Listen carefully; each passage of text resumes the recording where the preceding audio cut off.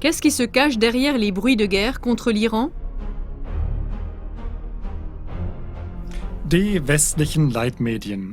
Actuellement, les principaux médias occidentaux rivalisent de reportages négatifs sur l'Iran.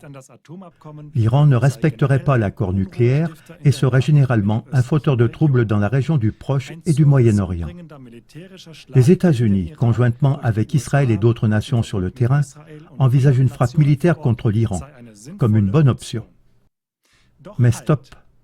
Chaque fois que les principaux médias font une annonce accompagnée d'un ton qui pousse à la guerre, il convient d'examiner attentivement les liens et les arrière-plans exacts par rapport à des accords secrets et des objectifs géopolitiques. C'est la raison pour laquelle cette émission donne aujourd'hui la parole au portail d'information iranien Pars Today comme une contre-voix des principaux médias. Ce portail, par exemple, révèle les objectifs fondamentaux de l'Empire américain, conteste toute ingérence étrangère dans les affaires intérieures de l'Iran, souligne que l'Iran ne déclenchera jamais une guerre et que, contrairement aux États-Unis et à l'UE, il respecte l'accord nucléaire. Mais maintenant, une chose après l'autre. S'il vous plaît, regardez et faites-vous votre propre opinion sur ces bruits de guerre contre l'Iran. Pars Today décrit l'Empire américain comme un empire du dollar et le résume de la façon suivante. Les États-Unis sont la seule puissance économique au monde qui ne rembourse pratiquement jamais sa dette nationale. Avec le système de la Federal Reserve américaine comme banque centrale, le gouvernement américain dispose d'une source d'argent avec laquelle il peut financer à la fois ses déficits budgétaires et sa dette extérieure avec de l'argent à volonté sans couverture de valeur réelle.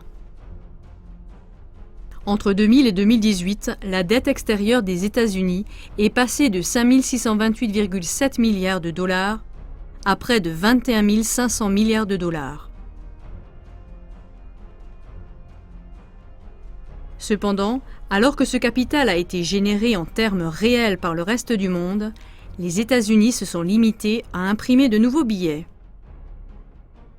Dans le commerce du pétrole, le paiement en dollars n'est possible en permanence que si les États-Unis parviennent à placer tous les pays pétroliers sous leur contrôle total. C'est la principale raison des changements de régime dans les États pétroliers. C'est ce qui s'est passé avec l'Irak sous Saddam Hussein et l'État libyen sous Kadhafi. Sous les yeux de l'opinion publique mondiale, les États-Unis poursuivent actuellement un changement de régime au Venezuela de manière délibérée et flagrante et sont en train de préparer la communauté mondiale de manière systématique et avec tous les moyens de propagande à une guerre chaude contre l'Iran.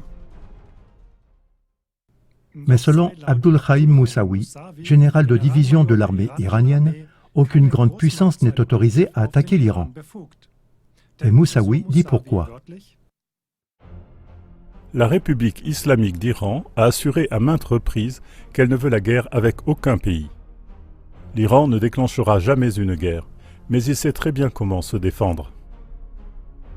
L'hostilité des États-Unis envers l'Iran est ancienne et fondamentale. L'ennemi est continuellement sur le point de nuire à l'Iran.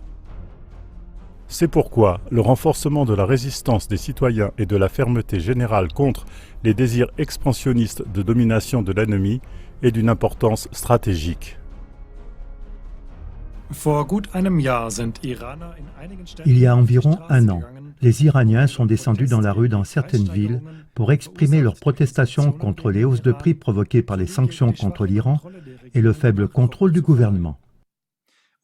Selon Pars Today, les responsables américains et les médias étrangers, en particulier les médias saoudiens, ont exploité ces protestations en Iran pour créer des émeutes, des divisions et le chaos dans le but de renverser le gouvernement, et ce, en diffusant de fausses informations et une propagande mensongère sur le modèle des révolutions de couleur.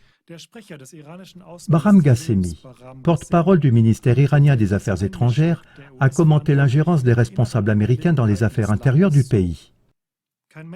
Personne en Iran n'appréciera les slogans opportunistes et hypocrites des responsables américains.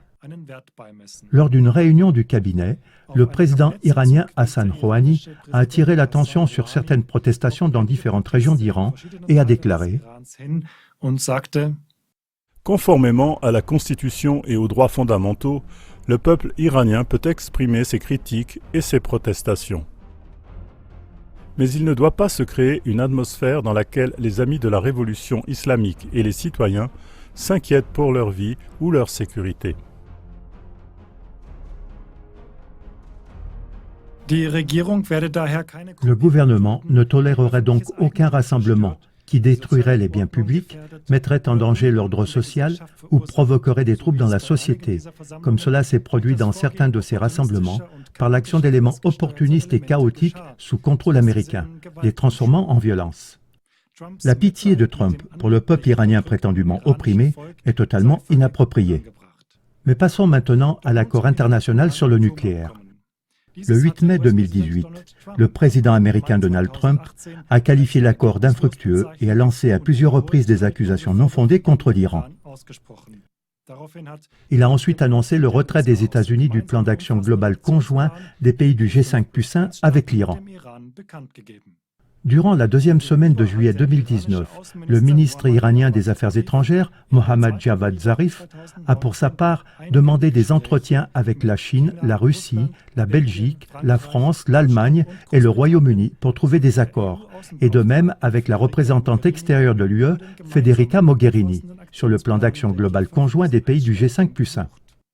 Si on pose la question, qui devrait être ramené à la raison, l'Iran ou plutôt quelqu'un d'autre? Au vu des contrevoix de Pars Today, la réponse est évidente.